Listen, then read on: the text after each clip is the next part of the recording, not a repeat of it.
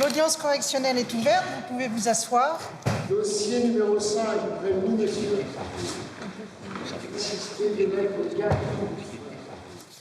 Donc vous êtes renvoyé devant ce tribunal pour avoir à Brétigny, le 28 mars 2016, conduit un véhicule sous l'empire d'un état alcoolique. C'est l'histoire d'un samedi soir, un peu trop arrosé. Les gendarmes étaient en contrôle route et ont été appelés parce qu'il y avait un véhicule qui était stationné au milieu de la route. Le conducteur étant endormi au volant du dit véhicule. Il était 22h15. Il précise qu'il constate une forte odeur d'alcool, vous réveille, vous soumet à un éthylotest qui est positif. Et lorsque vous êtes entendu, vous précisez que vu l'état dans lequel vous vous trouviez, vous ne vous souvenez de rien. Vous vous souvenez juste d'être sorti de l'habitation où vous étiez allé boire chez des amis. Votre véhicule était embourbé, vous avez souhaité le déplacer, vous vouliez l'entrer dans la cour pour pouvoir dormir dedans, mais que vous étiez sans doute tellement alcoolisé que vous n'avez pas réussi à l'entrer dans la cour et que vous l'avez laissé au milieu de la voie. Je pensais être à peu près garé devant, mais à première vue, non. Voilà. Et vous indiquiez avoir bu un certain nombre de Ricard et de whisky. À 22h30, vous présentiez un taux de 2,84 grammes par litre de sang, sachant que le coma éthylique, c'est à partir de 3 grammes.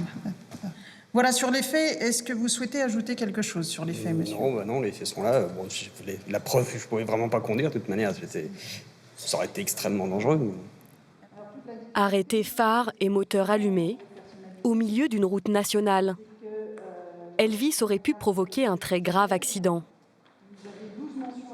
À 39 ans, le mécanicien est un habitué des prétoires. C'est la 13e fois qu'il comparaît au tribunal.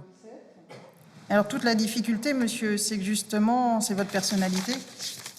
C'est que il y a 12 mentions à votre casier judiciaire, dont la première date de 1997. Et sur ces 12 mentions, on en a 10 qui concernent des infractions routières et 9 qui concernent des conduites sous l'empire d'un état alcoolique ou en état d'ivresse manifeste.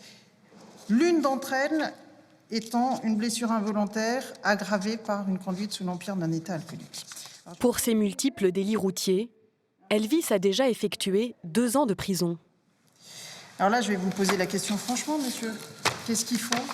Qu'est-ce qu'il faut faire alors qu'en plus, vous avez fait la preuve de votre dangerosité, vous avez déjà commis un accident en ayant bu. Vous étiez chez des amis.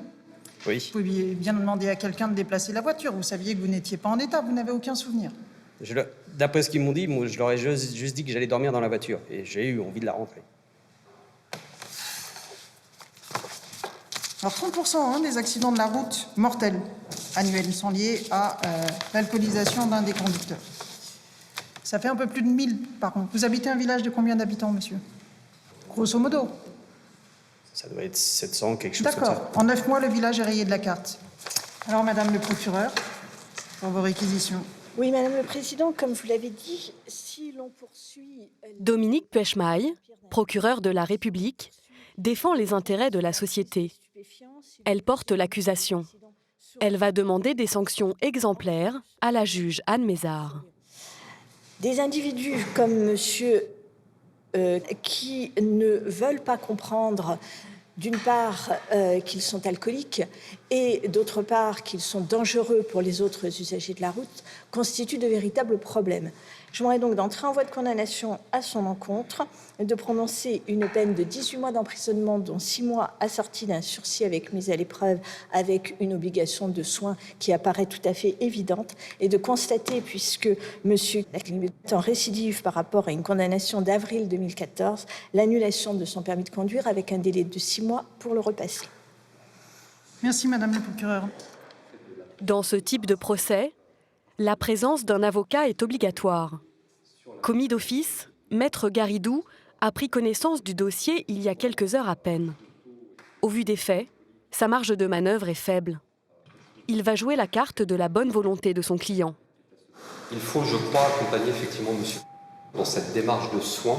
Monsieur n'y est pas opposé, il a déjà consulté son médecin traitant, il a d'ores et déjà une prescription médicale pour effectivement l'accompagner dans l'arrêt de la consommation alcoolique. Il va s'investir pleinement dans cette démarche de soins, pour lui, mais également pour les autres usagers de la route, cela va de soi. Et je pense, malgré tout, le quantum d'emprisonnement requis est excessif. La juge se retire pour délibérer. Le prévenu risque une peine de prison ferme.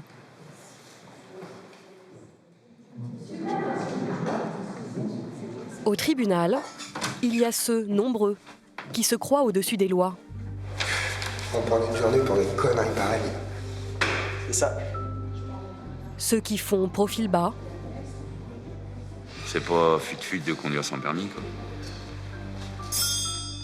Et ceux, assez rares, qui expriment leur repentance. Je suis vraiment désolé des conséquences de cet accident. J'espère sincèrement qu'il ira rapidement bien, trouver une vie normale.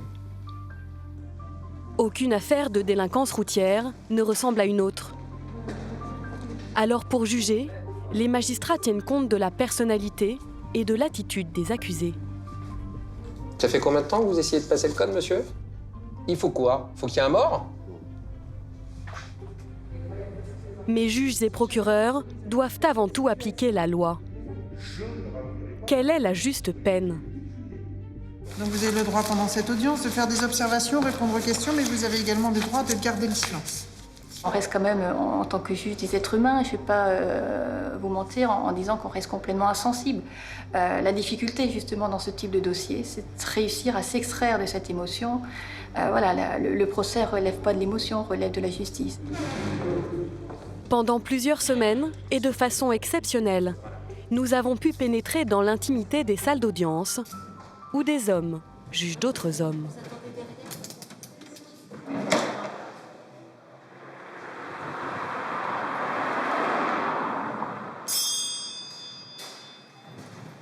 L'audience est reprise, vous pouvez vous asseoir. 15 minutes ont suffi à la juge Anne Mézard pour statuer. Monsieur, le tribunal vous déclare au fond coupable des faits qui vous sont reprochés. Vous êtes condamné à une peine de 18 mois d'emprisonnement, dont 9 mois, la moitié, assorti d'un sursis avec mise à l'épreuve pendant 2 ans, comportant une obligation de soins en addictologie pour l'alcool, c'est-à-dire alcool et psy. Donc voilà, monsieur. Si vous devez sortir, dormir dans votre voiture, vous dormez dans votre voiture. Monsieur, vous restez là puisque vous devez signer les rendez-vous. 9 mois fermes et 9 de plus avec sursis. Elvis repart libre du tribunal. Mais pour éviter la prison, il devra convaincre une autre juge dans quelques semaines. Ça vous servir un peu de leçon, si j'ose dire? Bah, vraiment, à mon âge, avec toutes les fois où ça m'est arrivé, je sais comment ça marche. Voilà, maintenant, j'essaie de passer à côté, d'éviter ces choses-là. Mais bon, de temps en temps, ça arrive. Bien que multirécidiviste, Elvis se définit simplement comme un bon vivant et nie la dangerosité de son comportement. Pourtant, l'alcool est la principale cause de mort sur les routes de France. Les week-ends et jours de fête, il est présent dans 2 accidents mortels sur 3. Au volant, des conducteurs jeunes ou moins jeunes, de milieux aisés ou modestes, la délinquance routière a tous les visages. Au tribunal d'Évreux, les affaires commencent toujours de la même manière. Derrière la salle d'audience, un bureau fait office de garde-triage. Chers collègues, comment ça va? Permanence parquet, bonjour. Je vous mets en relation avec monsieur Neveu. Monsieur le procureur adjoint, l'adjudant de port de la brigade de Fleury-sur-Andelle. Mon adjudant, bonjour. Tous les appels des gendarmes et policiers du département arrivent ici, dans le bureau du procureur de permanence. Très bien. Merci, monsieur. Merci, chef. À bientôt. Bonne fin de journée. Au revoir. Oui, allô? Oui, bonjour, chef du jardin, la gendarmerie de Bernay. Chef, bonjour. Vous allez bien? Bonjour. Oui, très bien, merci. Éric Neveu, 44 ans, a la réputation d'être intraitable. Vous me placez tout le monde en garde à vue. Ouais. Les 4? Vous me passez les 4 en garde à vue. Allez, à tout à l'heure, mon genre. Merci. Vous arrêtez pas? Vous avez tout à la permanence. Alors, c'est simple, c'est comme un service d'urgence d'un hôpital ou comme un peu une espèce de tour, de contrôle en fait d'un aéroport. Tout converge ici. Vous êtes au courant de toutes les affaires en fait qui se déroulent sur le département, qui font l'objet en fait d'une infraction. Vous dirigez la police judiciaire, ce qui veut dire que vous avez une infraction qui est constatée. Il faut rechercher les auteurs, les interpeller et ensuite monter une procédure et les renvoyer ou pas devant le tribunal. Et obtenir une condamnation. On est payé pour ça.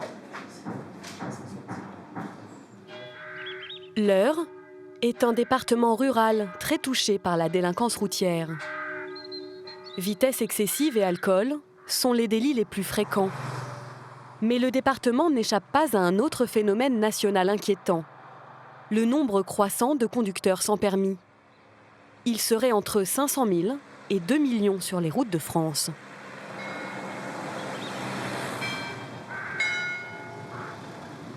Bernay, une bourgade paisible à 50 km d'Évreux. Tournez-vous, levez les bras.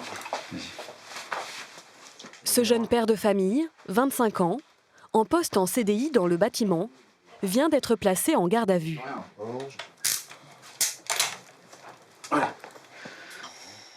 Reconnaissez-vous donc avoir été contrôlé en train de conduire la Golf rouge alors que vous n'êtes pas titulaire du permis de conduire? Oui. Ah, mais pour conduire une voiture, vous savez qu'il faut le permis. Oui, je le savais. Ouais. Pourquoi vous conduisez? Là, c'est un peu pour me déplacer. C'est que soit vous vous en foutez, soit... Non, c'est que déjà, j'arrive pas à avoir le code et là, pour me déplacer, j'ai rien, sinon je suis à la campagne. Vous l'avez jamais passé ou... Non, ça fait 3 fois. Ça fait 3 fois? Non, 3 fois que j'essaie de le passer, mais j'y arrive pas là. D'accord. Le jeune homme, que nous appellerons Jordan, ne s'est pas contenté de conduire sans permis. J'ai vu d'un coup sortir combien de... Vous vous rappelez avoir vu combien de gendarmes? 2, je crois, ou 3, je sais pas. 2 gendarmes 2 sur... qui voulaient me contrôler. Ouais. D'accord. Donc là, qu'est-ce que je crois, non. D'accord. Et là, qu'est-ce que vous pensez dans votre tête, là? Du coup, j'ai pris à gauche. J'ai accéléré, j'ai été en règle. Ce refus d'obtempérer aggrave son cas. C'est bon? Tu vas? Pire encore, Jordan roule sans permis depuis qu'il est majeur.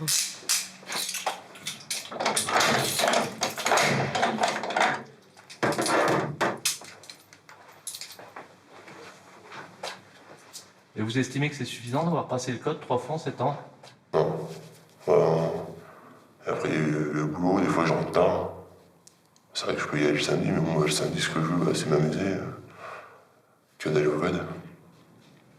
Et vous en pensez quoi? Ça serait mieux d'aller au code. Ouais. Vous ne trouvez pas quand même que c'est un peu un gâchis? Vous avez un travail, un petit garçon éduqué? Voilà, c'est gâché tout pour une connerie, en fait. Parce que là, la Régine, cette heure-ci, je devrais être au boulot et... Et vous risquez un licenciement pour ça? Ça tout dépend d'aujourd'hui, ce que ça donnera. Si je monte en prison ou pas, je sais pas. Oui, monsieur le procureur, bonjour, chef du BEC à la gendarmerie de Bernay. Oui, chef, bonjour. Bonjour. Au bout du fil, Éric Neveu, le procureur. C'est lui qui dirige l'enquête.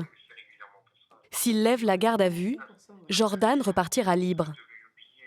Mais ce qu'il va découvrir sur le mis en cause ne va pas jouer en sa faveur. Donc, il y a 13 mentions au casier judiciaire.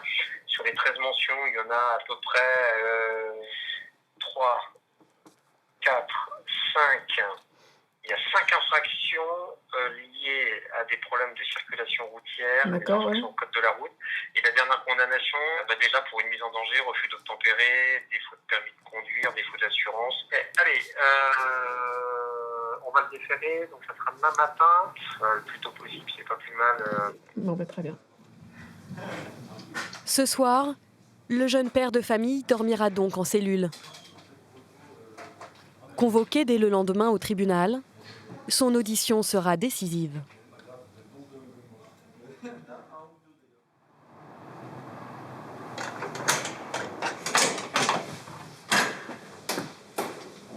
Allez, on est parti. Mettez vos chaussures.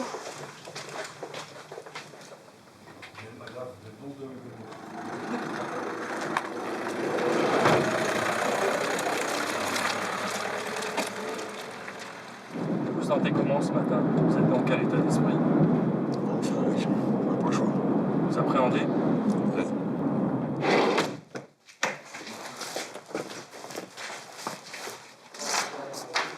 Allez-y, asseyez-vous. Vous êtes superstitieux ou pas? Ça veut dire quoi? Superstitieux? Oui. Est-ce que vous avez peur du chiffre 13? Ça porte malheur. Ça porte malheur? Oui, pareil. Alors, vous avez 13 condamnations à votre casier judiciaire. Et aujourd'hui, on est quoi? Pas un vendredi, mais on est mercredi 13. Cet entretien est la dernière chance pour Jordan d'échapper à un procès en correctionnel. Ça fait 5 ans et demi, monsieur, que vous n'arrêtez pas d'être condamné pour des infractions de défaut de permis de conduire, de défaut d'assurance, refus d'obtempérer. Ça va cesser quand? Après, j'ai essayé de passer le code, mais j'arrive pas. Ouais, enfin, vous nous avez raconté des conneries, monsieur. Moi, j'aime bien que les gardés à vue, mes amis délinquants, démontrent que ce sont des menteurs, même encore en garde à vue. Vous avez menti à 2 reprises, monsieur. En disant que c'est grosso modo depuis que vous avez 18 ans que vous essayez de passer le permis de conduire, on a vérifié auprès de l'auto-école. C'est fou. Ma mère m'a inscrit 2 fois. J'ai fait 2 auto-écoles. Ah, vous avez fait 2 auto-écoles. Ah, ça change encore un peu. Vous y allez tous les jours, toutes les semaines? Non. Ah. Ça fait 5 ans et demi que vous êtes condamné pour des défauts de permis de conduire. Pourquoi est-ce qu'on vous retrouve encore sur ce type d'infraction, monsieur? Il faut quoi? Faut qu'il y ait un mort? Non. Vous allez comment, monsieur, au travail? C'est ma mère qui me porte le matin et... C'est pas ce qu'elle nous dit. Et après, j'ai mon autre collègue. C'est pas ce qu'elle nous dit, monsieur. Tous ces mensonges vont coûter cher au jeune homme. Ok, vous passez en comparution immédiate, monsieur. Passera à 13h30. On se verra à l'audience, monsieur, c'est moi qui vais requérir contre vous. Hein. Vous avez compris, a priori, que je vais pas forcément être tendre. D'accord? La comparution immédiate. Une procédure d'urgence. Le mis en cause sera jugé dans seulement 3 heures. Mon rôle en tant que procureur est de protéger l'intérêt général et de protéger la société, d'éviter qu'on ait un drame sur la route. Donc il faut une réponse urgente, ferme et dynamique.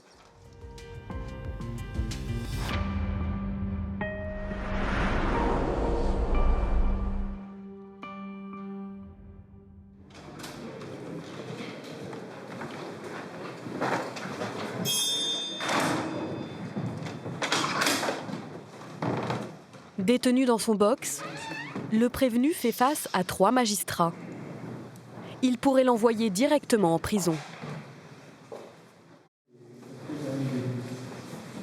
Dans le box du tribunal d'Évreux, Jordan fait profil bas. À 25 ans, son casier judiciaire est déjà lourd. Vous admettez que vous roulez assez régulièrement avec les voitures? Je vais pas le cacher. Et à vive allure, parce que vous dites à un moment dans votre audition, est-ce une habitude chez vous de rouler à vive allure? On peut dire que j'ai le pied lourd. Oui. Et si vous avez un accident, qu'est-ce qui va se passer? Ça vous fait pas réfléchir? Bah si, ça arrivera à mon fils, j'aimerais pas que ça arrive quand même. Non, monsieur le procureur de la République. L'enjeu aujourd'hui, c'est la peine. Il vous faut prononcer une peine qui soit suffisamment dissuasive, qui va lui valoir une 14e condamnation par un tribunal. Ça doit cesser. On doit surtout éviter que la prochaine fois qu'il pense prendre un véhicule, ça soit pour peut-être qu'il y ait un mort au bout de la route et qu'il soit le conducteur du véhicule qui causera la mort. Je vous demande de le condamner à une peine de 9 mois d'emprisonnement et je vous demande, afin de s'assurer une bonne exécution de la décision de justice, de décerner mandat de dépôt. Merci, monsieur le procureur. Un mandat de dépôt, cela signifie un emprisonnement immédiat. Jordan est représenté par une avocate commise d'office. Maître Pépin concentre sa défense autour d'un argument clé. Son client est employé en CDI.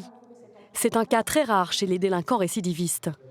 Donc effectivement, son comportement n'est pas correct. Effectivement, il cause des dangers à d'autres usagers de la circulation, mais il fait des efforts. Il a un CDI, il a son fils qui l'accueille une semaine sur 2 et durant les vacances scolaires, et il essaye de s'en sortir. Donc je vous demande vraiment votre clémence de ne pas prononcer le mandat de dépôt pour ce jeune homme qui a un CDI, que son employeur continue à garder s'il réussit à sortir libre, et si il le faut, il acceptera une obligation de passer le permis. Le tribunal vous remercie, maître. Monsieur, est-ce que vous souhaitez ajouter quelque chose? Non, c'est bon. Alors le tribunal va se retirer pour délibérer sur cette affaire.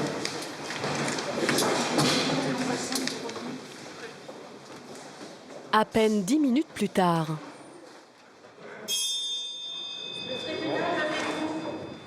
Alors l'audience est reprise. Monsieur, Le tribunal vous déclare coupable de l'ensemble des infractions qui vous sont reprochées et en répression, on vous condamne à la peine de 9 mois d'emprisonnement ferme, compte tenu du fait que ces infractions sont commises aussi à moins de 2 mois d'intervalle. Le tribunal décerne un mandat de dépôt à votre encontre afin d'éviter le renouvellement d'autres infractions de cette nature et ordonne la confiscation des véhicules. L'audience est suspendue.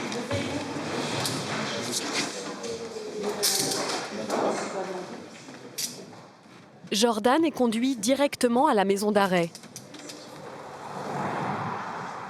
S'il a un comportement exemplaire, il y passera 6 mois au lieu des 9 pour lesquels il a été condamné.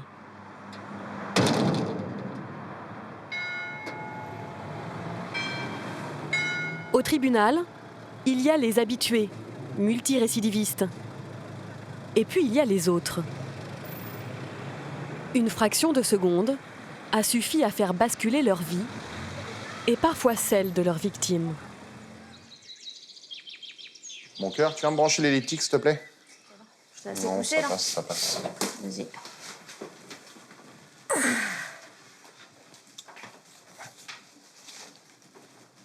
Ça va? Oui. C'est bon? C'est bon. Tu m'appelles hein, si ça va pas. Ouais, c'est bon. À 44 ans, Stéphane Le Gallais est un miraculé. Ça me remuscle tout ce qui est bas du corps, en fait. Mais c'est encore dur. C'est encore dur au niveau des genoux, au niveau des douleurs.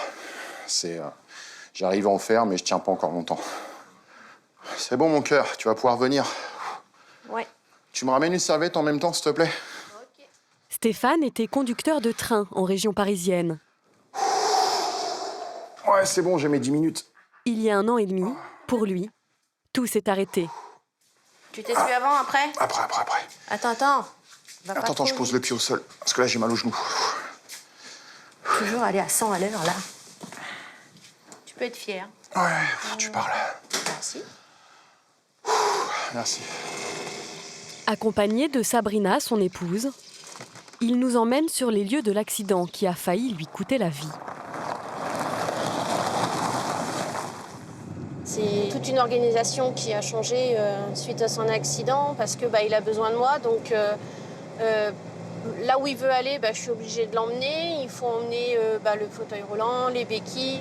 Mais bon, on s'adapte, on fait en fonction. Mais il a besoin que je sois présente, quoi. Il n'y a pas le choix. Dis donc, il arrive fort, lui. Hein. J'ai beaucoup plus d'appréhension maintenant qu'avant. Surtout quand je croise des véhicules ou quand on arrive sur des carrefours. Pourtant, ma femme conduit très bien, mais j'ai une appréhension. Ce soir-là, comme tous les soirs, Stéphane rentre de son travail à moto. Ce trajet Paris-Évreux, il le connaît par cœur. Nous voilà arrivés sur les lieux du drame. Donc j'arrivais en moto de la gauche, là, de l'autoroute. Et j'allais tout droit pour me diriger à mon domicile. Et la personne qui m'a renversé arrivait d'en face, en fait. À l'époque, le rond-point n'existait pas. Donc c'était un carrefour banal. Et lui a voulu tourner donc sur sa gauche et m'a coupé la route dans le carrefour, en fait. Je suis venu percuter le capot à l'avant de sa voiture. J'ai fait une envolée de 20 mètres à peu près. Un simple refus de priorité. L'automobiliste n'a consommé ni drogue, ni alcool. Le choc est très violent.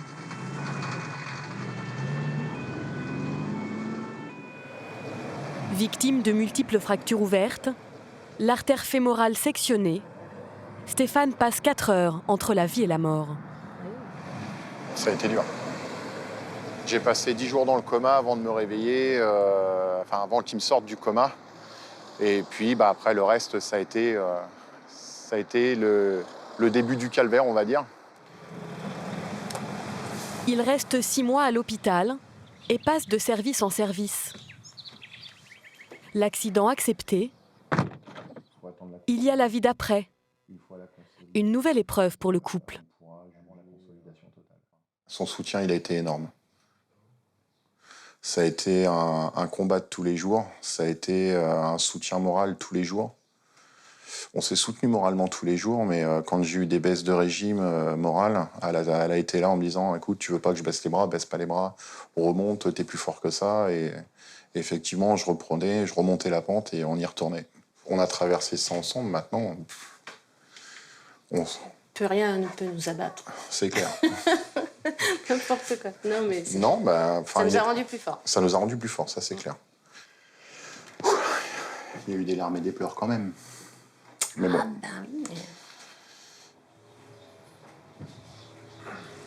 Dans 3 semaines, Stéphane se retrouvera pour la première fois face à l'homme qui a bouleversé sa vie. Le conducteur encourt jusqu'à 5 ans de prison.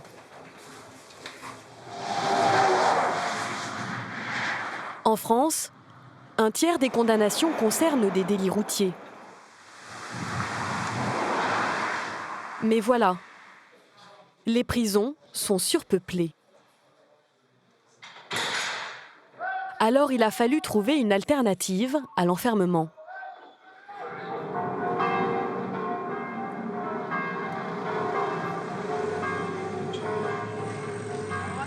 C'est là qu'intervient Claire-Marie de Agostini, 29 ans, juge d'application des peines. Monsieur. Ce matin-là, 18 personnes sont convoquées. Toutes sont condamnées à moins de 2 ans de prison et espèrent obtenir le port d'un bracelet électronique. Mais pour cela, il faut convaincre la juge. Bonjour monsieur, vous allez enlever votre casquette s'il vous plaît. Bon, par rapport à votre permis de conduire, ça en est où? J'ai pas de permis de conduire. Vous avez un problème avec l'alcool ou pas? Ouais, parce que j'ai eu des problèmes, c'est pour ça que je me mets à boire. Qu'est-ce que vous buvez là? Moi, c'est de la bière. Combien? J'en bois 3, 4, 5, ça dépend. Par jour? Ah non, pas par jour, 1 fois, 2 fois, ça dépend. Vous n'avez pas envie d'arrêter? Arrêter, c'est très dur d'arrêter quand même. C'est le problème de l'alcool qu'il faut régler. Vous n'aurez pas 2 chances, hein. Donc va falloir se mobiliser si vous voulez pas faire ces 2 mois en prison. Hein. D'accord. Bonjour madame. Asseyez-vous. Par rapport à cette récidive de conduite sans permis et la prise du nom d'un tiers. Autrement dit, une usurpation d'identité. Vous avez reconnu les faits? Oui, bien sûr. Qu'est-ce que vous pouvez m'en dire? Comment vous expliquez cette situation? Quand je me suis fait arrêter, je savais que j'avais pas le permis et mes enfants m'attendaient. Donc j'ai pris peur sur le coup et j'ai donné le nom de ma sœur, en fait. Vous vous rendez compte de ce qui se passerait si vous partez en détention et pour vos enfants? Oui. On fait quoi? Parce que là, pour l'instant, vous avez une peine d'emprisonnement. Hein.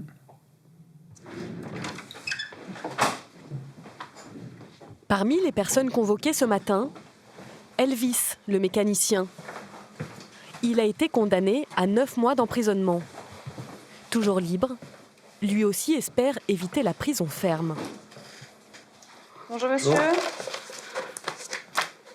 Alors je vais vous demander d'attendre un petit peu dans la salle d'attente, monsieur. Je viendrai vous chercher. D'accord, merci. Vous êtes dans quel état d'esprit, là? Normal.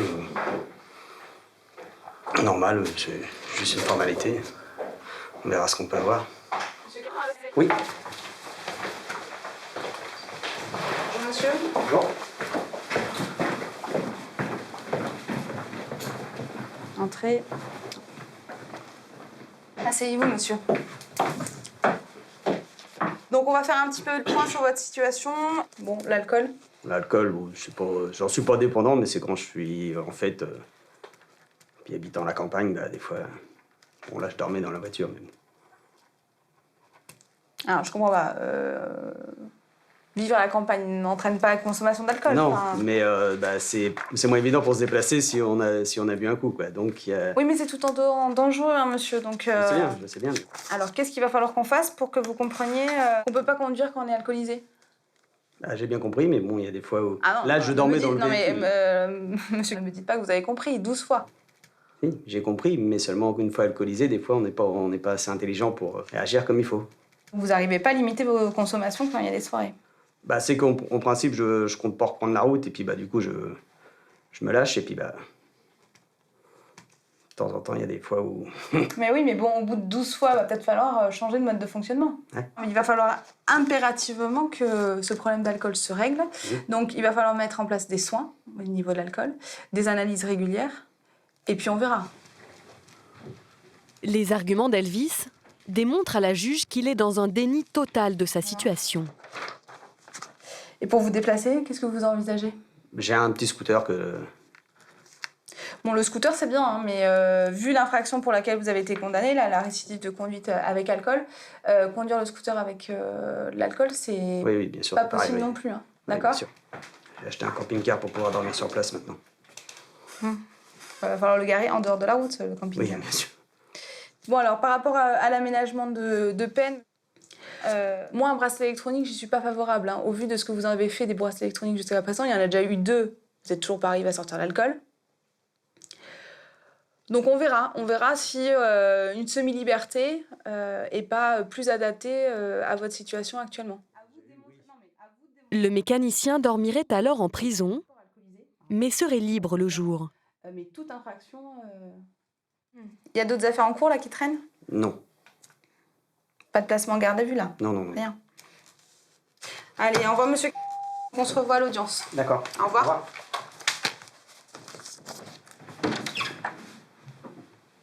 Le placement sous surveillance électronique, le risque, c'est aussi une alcoolisation à la maison. La semi-liberté, l'avantage, c'est qu'effectivement, il y a un cadre qui est important, puisque la personne doit se conformer à des horaires d'entrée et de sortie que j'aurais prévus. Surtout, le personnel de l'administration pénitentiaire pourra contrôler que la personne ne rentre pas alcoolisée dans l'établissement. Alors, la semi-liberté? Ça va être chiant, mais bon. C'est toujours mieux que d'aller directement en prison. On verra bien. Vous estimez que vous n'avez pas de problème avec l'alcool? Non. J'ai juste un bon vivant qui veut pas se laisser... Je veux pas devenir content, c'est tout. Alice, Ça voilà, t'en dis quoi? Il parle de semi-liberté, on verra bien. Et ça...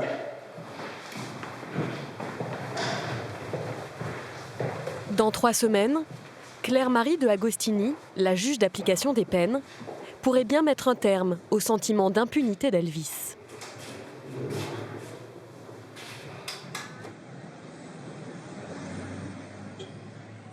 À Évreux comme ailleurs, la justice ne s'arrête jamais. Un dimanche de vacances, Bérangère Le Boédec-Morel, 41 ans, se rend au palais. Experte dans la lutte contre la fraude sociale, elle a tout quitté pour devenir juge il y a 3 ans. Une vocation qui suppose quelques sacrifices.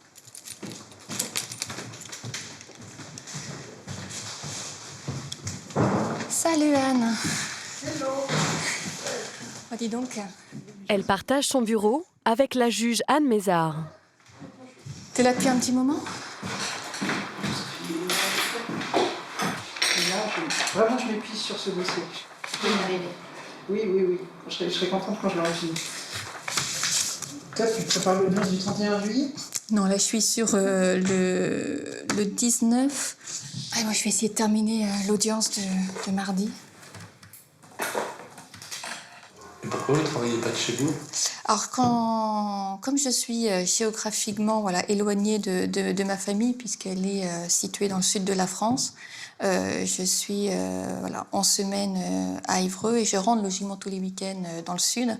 Et puis une fois par mois, pour ne pas perdre de temps et ne pas prendre de retard dans la gestion de mes dossiers, je reste à Évreux. Donc je profite de ces 2 jours pour travailler au palais et ne pas prendre de retard. Bérangère Le Boédec-Morel instruit tous ses dossiers avec la même rigueur. Mais certains sont plus délicats que d'autres.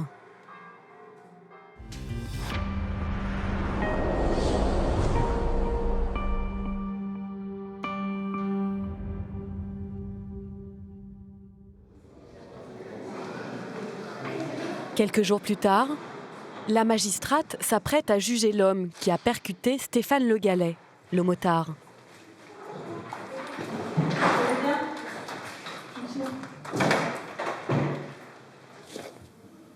Le procès d'une seconde d'inattention.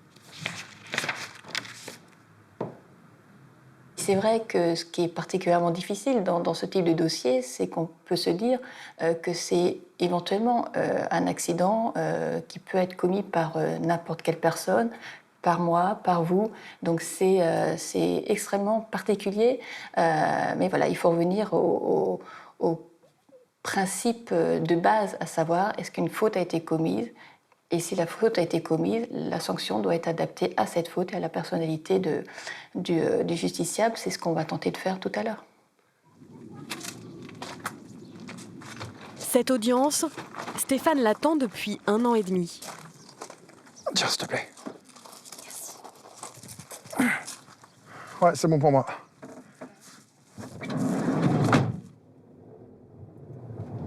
Elle devrait lui permettre d'être reconnue officiellement comme une victime. Ses proches l'accompagnent pour le soutenir.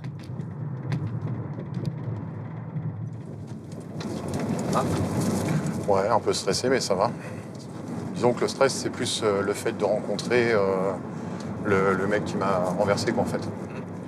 Donc c'est plus ça. Tu l'as jamais vu, en plus? Juste une fois, au moment de l'accident, mais ça a été très court. Ouais.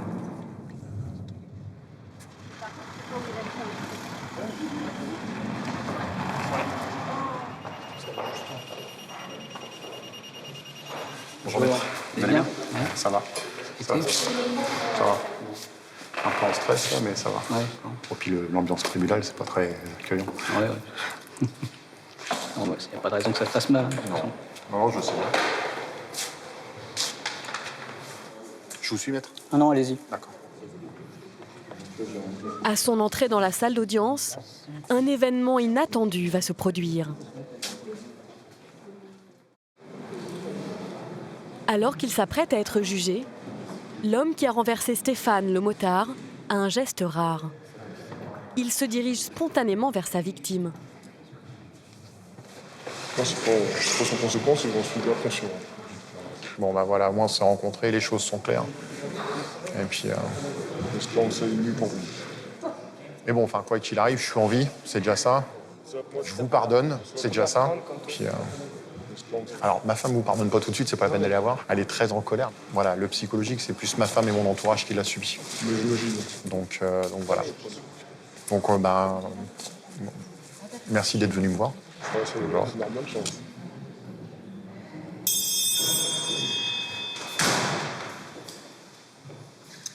L'audience correctionnelle est reprise. Vous pouvez vous asseoir. En France, après un accident, près d'un tiers des conducteurs prennent la fuite. Ceux qui assument leurs actes sont assez peu nombreux. Le prévenu est l'un d'eux. Il est chef d'entreprise et père de 3 enfants. Je vais le souligner parce que malheureusement, peut-être, dans ce type de dossier, c'est suffisamment rare donc pour le souligner. Il apparaît clairement, tout au long de la procédure, lors de votre audition, en tout cas au moment de l'enquête et tout le temps de l'enquête, que, d'une part, comme je l'ai indiqué, vous avez assumé votre responsabilité, mais d'autre part, que vous avez manifesté une grande empathie pour la victime, puisque à tout moment de vos auditions, et même semble-t-il après, vous êtes préoccupé du sort de Monsieur Le Gallais. Quelques jours après le drame, le conducteur avait en effet adressé une lettre d'excuse à Stéphane. C'est cette attitude exemplaire qui rend ce procès si difficile à juger. Alors Bérangère Le Boëdec-Morel recentre les débats sur les faits. Vous dites, je reprends votre expression, que vous n'êtes pas en capacité d'affirmer à 100% que vous aviez utilisé à ce moment-là votre clignotant. Et comment vous arrivez à expliquer ne pas avoir vu ce motard, Monsieur Le Gallais? Je n'explique pas pourquoi je n'ai pas vu. Franchement, je ne sais pas du tout. Vous n'étiez pas en train de téléphoner? Non. Parce que voilà, il n'y a pas de stupéfiants, il n'y a pas d'alcool. Ça, on l'a écarté dès le départ. Mais est-ce que justement, vous avez conscience qu'il n'y a pas que les stupéfiants, il n'y a pas que l'alcool, la fatigue ou le manque d'attention peut tuer également sur la route? Là, j'en suis, hélas, témoin. Très bien. Sur les faits, est-ce qu'il y a est-ce que déjà vous, monsieur, vous souhaitez ajouter quelque chose par rapport aux faits? Moi, je suis vraiment atterré des faits, des conséquences d'une telle faute d'inattention, quoi. Éric Neveu, le procureur, propose une peine prenant en compte tous les éléments de l'affaire. C'est ce qu'on appelle une inattention dans les mots de la partie civile, qu'on peut appeler inattention dans les mots de la loi aussi, parce que ne pas voir en effet cette moto qui arrive en sens inverse et lui couper la route et la priorité, c'est une inattention, mais c'est aussi un refus de priorité. Mais vous devez aussi avant tout prononcer une peine qui va prendre en compte la gravité des faits. Je vous demande aujourd'hui de prononcer à l'encontre de monsieur une peine de 7 mois d'emprisonnement intégralement assortie d'un sursis. Il faut forcément prononcer une peine de suspension de permis de conduire. Parce que c'est par là que l'infraction et que le mal a été engendré et symboliquement, vous prononcerez une peine de 10 mois de suspension du permis de conduire. Je vous remercie, monsieur le procureur. Inattention ou faute de conduite? Selon Maître Galdos, les conséquences restent les mêmes. L'accident a fait une victime, Stéphane. Vous savez, monsieur Le Gallais a commencé à vous dire, vous parler un petit peu de sa vie professionnelle. Il vous a dit qu'il a été chauffeur routier pendant une vingtaine d'années. Il avait fait une reconversion professionnelle pour un de ses rêves, presque un rêve d'enfant, je dirais, qui était de conduire des trains. Il est salarié de la SNCF et il conduit des trains, ou il conduisait des trains. Mais on lui a fait comprendre que c'était terminé. C'est-à-dire que pour lui, ça, c'est fini. Il y avait un avant, il y a un après. C'est une vie qui est quand même un peu brisée. Donc je voulais simplement, effectivement, peut-être faire œuvre un peu de pédagogie, pas vis-à-vis de vous, bien sûr, Madame le Président, mais peut-être vis-à-vis de l'auteur et vis-à-vis de l'auditoire, puisque l'audience est publique. Il faut dire que voilà, sur ces accidents-là, on peut les éviter en se disant, mais il faut que je sois concentré lors de la conduite de mon véhicule. Je vous remercie, maître. L'avocat du prévenu, Maître Peunier, ne discute ni les faits, ni leurs conséquences, mais une partie de la peine demandée. La voiture de son client est en effet son outil de travail. Aujourd'hui, donc, il vous l'a dit, il gagne 2 200 € par mois, il a 3 enfants à charge, et une suspension de son permis de conduire, même de courte durée, aurait des conséquences irréversibles sur le plan professionnel, parce que, inévitablement, ça conduirait à un dépôt de bilan prévisible de son entreprise. Et donc, je souhaite qu'il soit tenu compte de cette situation. Je vous demanderai, en tout état de cause, de ne pas prononcer de peine de suspension du permis de conduire. La parole est toujours donnée en dernier au prévenu. Une fois encore, il s'adresse à Stéphane. Je suis vraiment désolé des conséquences de cet accident. Envers monsieur Le Gallais ainsi que sa famille, ses amis. J'espère sincèrement qu'il ira rapidement bien, qu'il puisse remarcher, retrouver une vie normale. Le tribunal se retire. La décision sera rendue après la suspension d'audience. La juge va décider seule de la sanction à infliger. Il y avait une émotion dans le cadre de ce dossier. Voilà, on reste quand même, en tant que juge, des êtres humains. Je ne vais pas vous mentir en disant qu'on reste complètement insensible. La difficulté, justement, dans ce type de dossier, c'est de réussir à s'extraire de cette émotion. Voilà, le procès ne relève pas de l'émotion, relève de la justice. Et donc, il faut revenir aux faits, il faut revenir à la personnalité de son auteur.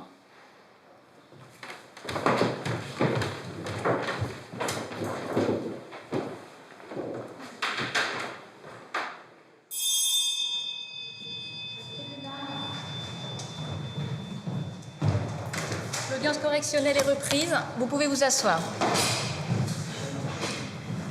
Alors, monsieur, le tribunal, par jugement contradictoire, vous déclare coupable des faits qui vous sont reprochés. En répression, le tribunal vous condamne à une peine de 6 mois d'emprisonnement, intégralement assortie d'un sursis simple. Le tribunal également prononce donc la suspension de votre permis de conduire pour une durée de 8 mois.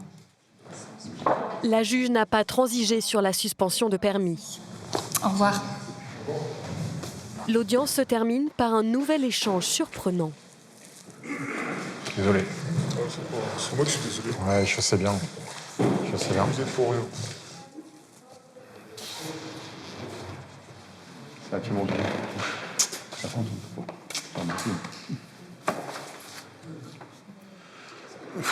réaction comme ça à chaud, ben, voilà, ça y est, c'est statué. Je suis enfin reconnu comme victime. Donc, ben, un soulagement quand même. Malgré tout, ça ne réparera pas les séquelles subies, mais c'est déjà un premier pas fait, une page qui se tourne. Afin d'éviter la suspension de permis, l'auteur de l'accident fera appel de la décision 3 jours plus tard. Il reste présumé innocent. Toutes les infractions routières n'ont pas des conséquences aussi graves. Néanmoins, leur nombre augmente sans cesse depuis 5 ans.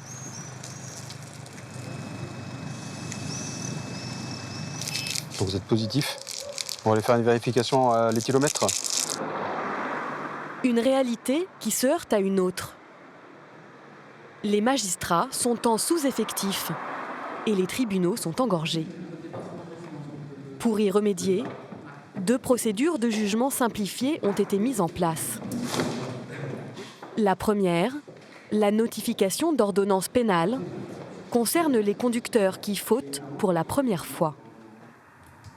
Une fois par semaine, Dominique Puechmaille, la procureure d'Évreux, traite ainsi jusqu'à 60 dossiers en une demi-journée. Donc vous avez des conduites sans assurance, conduite sous stupéfiants. Nous avons une personne qui a été contrôlée le 4 juin aux Andelys, conduite sur un pied état alcoolique. Nous avons un taux d'alcoolémie de 0 mg 56 par litre d'air expiré. Donc, sous réserve de regarder le dossier de manière plus approfondie, je vais mettre 200 € d'amende et une suspension de permis de conduire de 4 mois. Ça concerne uniquement des personnes qui n'ont pas été condamnées, donc qui ont un casier judiciaire vierge. Se voir notifier une décision de justice, de savoir que cette décision sera inscrite au casier judiciaire, ça fait quand même réfléchir les gens et ça les amène à éviter de commettre de nouvelles infractions. Lorsque les conducteurs ont déjà été condamnés, la procureure enclenche une deuxième procédure. Son nom, le plaidé coupable.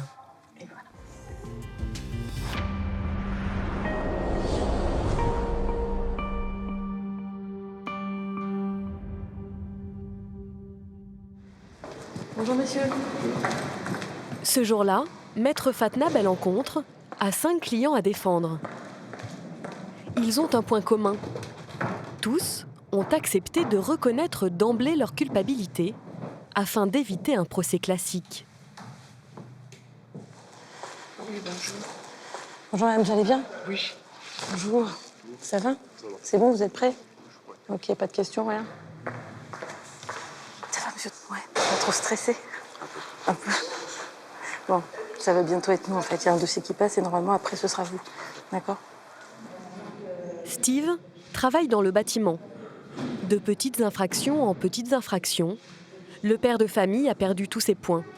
Il y a 3 mois, il s'est pourtant fait arrêter pour la 4e fois au volant d'une voiture. Vous avez peur? Très peur. On sait que conduire sans permis, c'est pas fut-fut, quoi. C'est pas fut-fut de conduire sans permis, quoi. Et là, on vient. Et vous le regrettez? Ah oui, ah oui.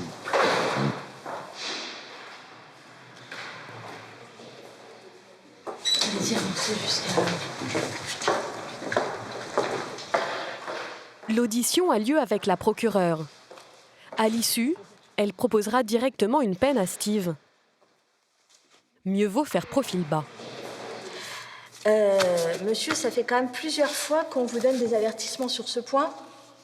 Pourquoi vous persistez à conduire? Surtout qu'il y avait une personne avec vous dans la voiture qui avait le permis de conduire et qui aurait tout à fait pu conduire à votre place. Moi, j'avais pris le volant 1 km avant parce qu'elle avait fait un malaise. Oui, d'accord, mais on ne prend pas le volant pour quelque raison que ce soit quand on n'a pas le permis de conduire. Non. Maître Bellencontre, vous avez des observations? Oui, des observations, madame le procureur, dans l'intérêt de monsieur. Effectivement, monsieur A repris le véhicule sur l'autoroute parce que sa compagne a fait un malaise. Je l'ai interrogé sur le fait de savoir ce qui s'était passé après ce malaise et après ce contrôle fait par les services de gendarmerie, au cours duquel il a immédiatement reconnu qu'il n'avait pas le permis de conduire. Eh bien, ils sont quand même restés sur la bande d'arrêt d'urgence sur le côté un long moment avant que madame puisse reprendre ses esprits et puisse reprendre le véhicule et repartir. Il a fait ce qu'il ne fallait pas faire, il reconnaît les faits. Je pense que la meilleure des sanctions, ce serait de l'obliger à passer le permis de conduire. Monsieur, vous comprendrez que depuis 2010, il est absolument ahurissant que vous ayez perdu les points de votre permis de conduire, que vous ne l'ayez pas repassé et surtout que vous continuiez à conduire. Et je n'ose imaginer le nombre de fois où vous conduisez et où vous ne vous faites pas prendre. Bien, alors 3 mois d'emprisonnement assorti d'un sursis avec mise à l'épreuve, avec obligation de travail et obligation de passer le permis de conduire. Délai 2 ans. Vous êtes d'accord? Merci, madame. Je vous laisse patienter jusqu'à tout à l'heure, ça marche? À tout de suite.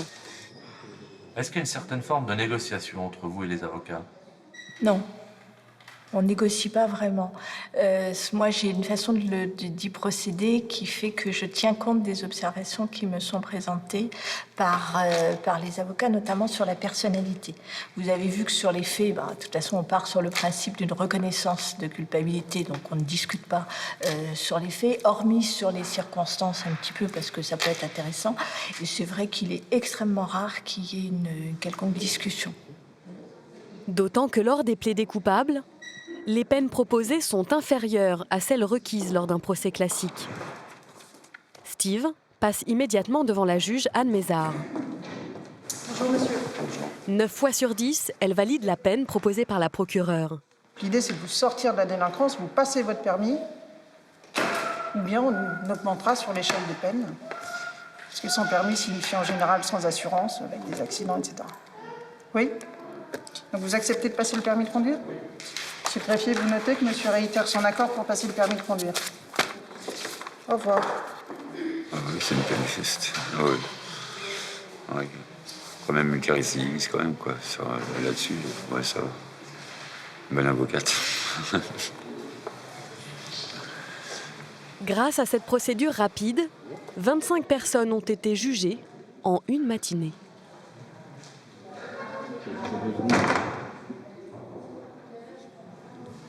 Reconnaître ses fautes et les assumer, certains en sont encore loin. Elvis est une nouvelle fois convoqué au tribunal. Condamné à 18 mois de prison, dont 9 fermes, cette dernière audience doit déterminer ses conditions de détention. Vous vous sentez comment, là? Normal.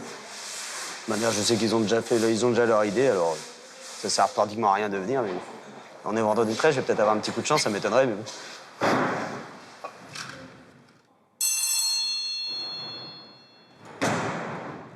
L'audience est ouverte. Le mécanicien n'a pas estimé nécessaire d'être assisté par un avocat. Claire-Marie de Agostini doit juger des efforts qu'il a menés ces 3 dernières semaines. Au niveau de vos consommations d'alcool, on en est où aujourd'hui?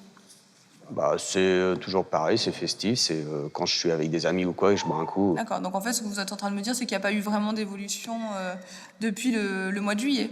Je fais attention, j'y fais encore plus attention, mais sinon...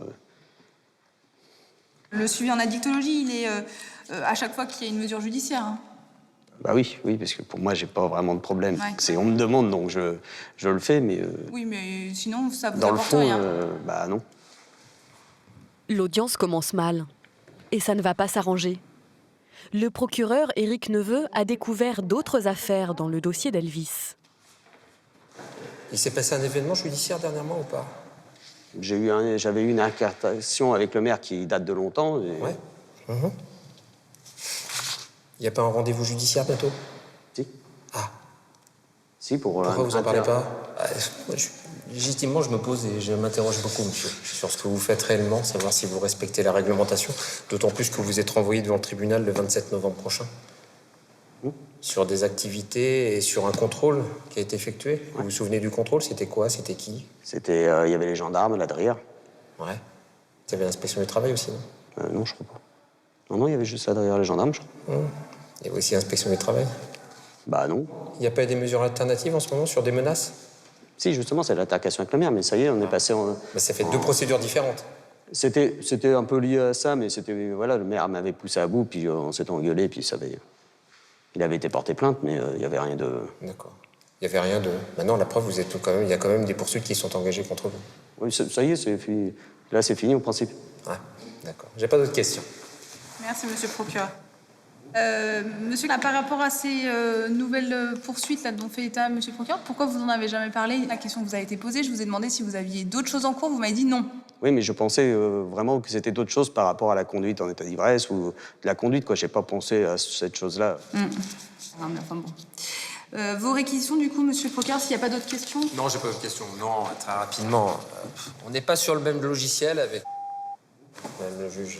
On n'est pas du tout sur le même logiciel. La vie de... c'est le grand cabaret. Si on fait la fête, on boit, et puis peu importe les précédentes condamnations.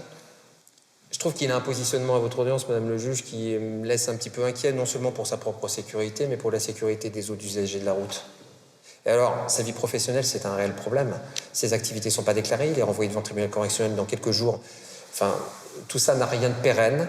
Je crois qu'aujourd'hui, Elvis ne démontre aucun élément qui nous permette objectivement, de manière rassurée, à répondre favorablement à cette demande d'aménagement. Donc je vous demande de rejeter cette demande pour la semi-liberté. Monsieur, est-ce que vous souhaitez rajouter quelque chose pour votre demande d'aménagement de peine? Bah, je peux aller faire les 9 mois en prison, j'en ai déjà fait. Ça n'a pas servi de leçon non plus, sinon. Donc bon, voilà, à vous de voir. Ce dernier argument sidère les magistrats. Voilà, vous pouvez y aller, monsieur. Au revoir. Monsieur.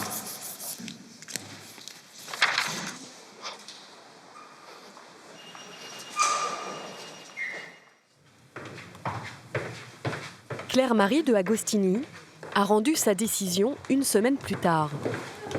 Elle a rejeté la demande de semi-liberté d'Elvis. Il n'a pas apporté les analyses que je lui avais demandées, en tout cas pas des analyses toxicologiques complètes. Le dernier élément que j'ai pris en compte, c'est le manque de transparence de monsieur tout au long de la procédure. Or, l'aménagement de peine suppose un minimum de confiance, et cette confiance, on ne peut pas l'accorder vraisemblablement à monsieur. En tout cas, c'est ce qu'il a démontré. Pour faire clair, il vous a menti? Il m'a menti. Le chauffard a depuis été placé sous les verrous pour 9 mois. Quant à Steve, il respecte ses obligations. Il a commencé les cours de conduite pour passer son permis.